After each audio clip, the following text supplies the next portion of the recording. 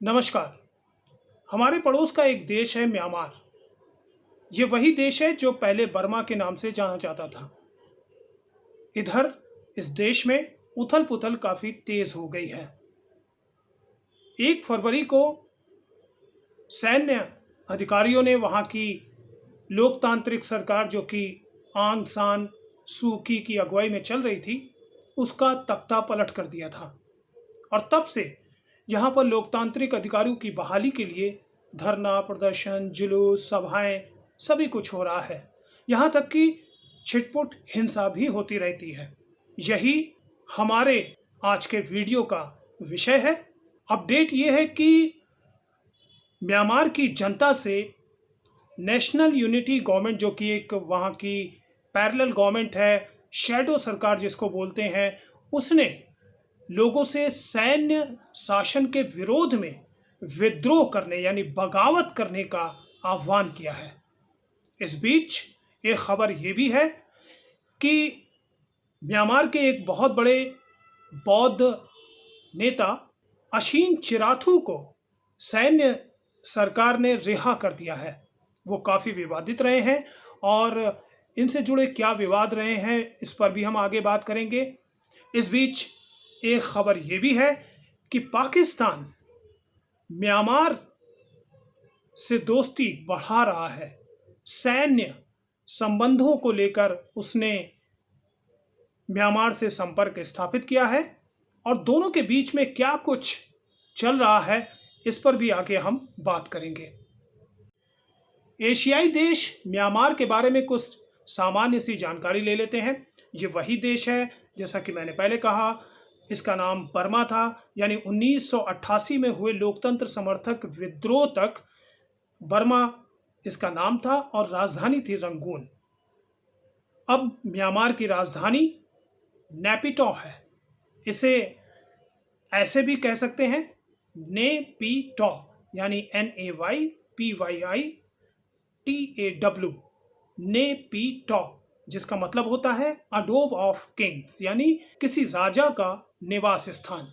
दरअसल उस विद्रोह को कुचलने के साल भर बाद ही यानी 1989 में वहाँ के जो सैन्य शासक थे उन्होंने इसका नाम बदलकर यानी बर्मा का नाम बदलकर म्यांमार कर दिया था।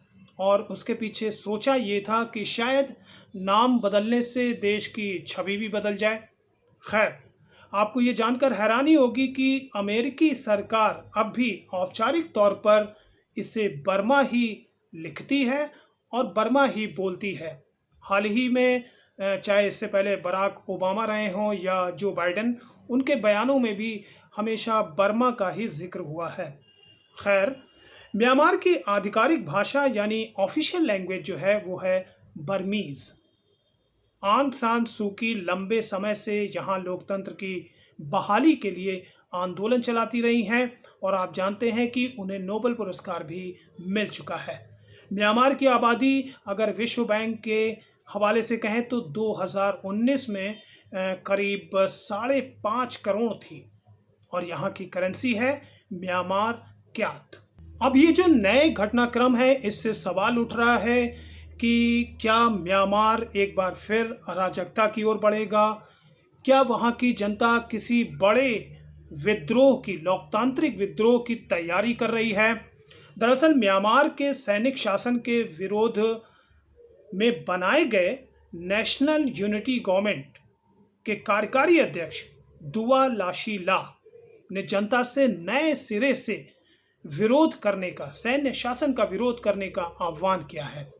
उन्होंने इसे एक डिफेंसिव वार यानी रक्षात्मक युद्ध बताया है और कहा है कि इसमें देश के कोने कोने से लोगों की भागीदारी होनी बहुत ज़रूरी है। उन्होंने ये भी कहा है कि एक ही समय में पूरे देश के हर गांव, कस्बे और शहर के लोग इकट्ठा होकर सैन्य शासन का विरोध करें। NUJ एक शैडो सरकार चला रहा है जो कि एक समानांतर छद्म सरकार भी इसे कह सकते हैं और इसमें ऐसे लोग शामिल हैं जो कि या तो निर्वासित हैं यानी देश छोड़ चुके हैं सैन्य शासन के डर से, या फिर सेना के डर से छुप कर रह रहे हैं।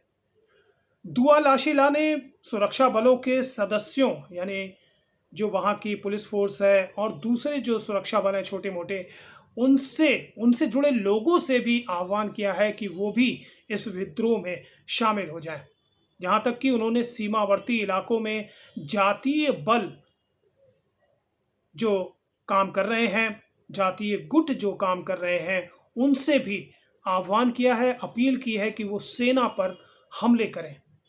दक्षिण पूर्व एशियाई देशों के संगठन आसियान ने भी इस बीच हिंसा को खत्म करने और दोनों पक्षों को बातचीत की टेबल पर लाने के प्रयास शुरू कर दिए हैं।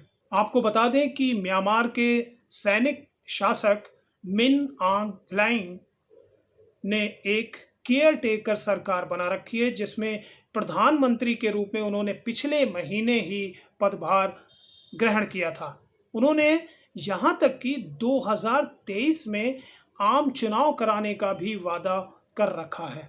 ये तो थी विद्रोह की अपील की बात। इससे पहले म्यांमार में ही बौद्ध नेता अशीन चिराथू को रिहा कर दिया गया, जिसे यहाँ की नागरिक सरकार ने देशद्रोह के आरोप में 2010 में जेल में डाल दिया था। चिराथू एक विवादित नेता है, खास करके रोहिंग्या मुस्लिमों पर बयानों को लेकर उन्हें बुद्धिस्ट बिन लादेन तक कहा जाता है। 2013 में टाइम मैगजीन ने अपने कवर पेज पर उनकी एक तस्वीर छापते हुए शीर्षक दिया था, फेस ऑफ बुद्धिस्ट टेरर। इस बीच एक नई जानकारी ये है कि पाकिस्तान म्यांमार से सैन्य संबंध स्थापित कर रहा है।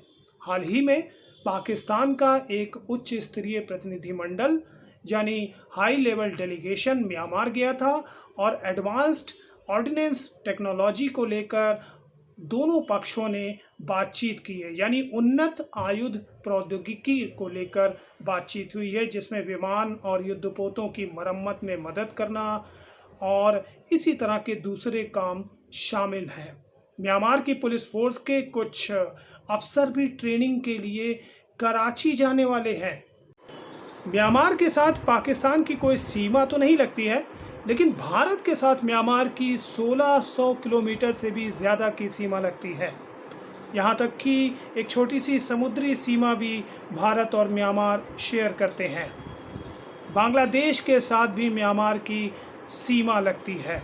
म्यांमार की सीमा बांग्लादेश से मिलती है और म्यांमार से निकलकर हज़ारों रोहिंग्या शरणार्थियों के बांग्लादेश में शरण लेने की भी खबरें आती रहती हैं। हालांकि इन पर अत्याचार के आरोप म्यांमार की सैनिक सरकार पर न लगे हों, ऐसा नहीं है, उस पर भी इन पर अत्याचार के आरोप लगते रहे हैं। म्यांमार को लेकर इस वीडियो में इतना ही। मिलते हैं नए टॉपिक के साथ। और हाँ, अगर आपने इस चैनल को सब्सक्राइब नहीं किया है तो आप आज ही इसे सब्सक्राइब करें, और अगर ये वीडियो पसंद आता है तो इसे ज़रूर लाइक करें, शेयर करें। नमस्कार।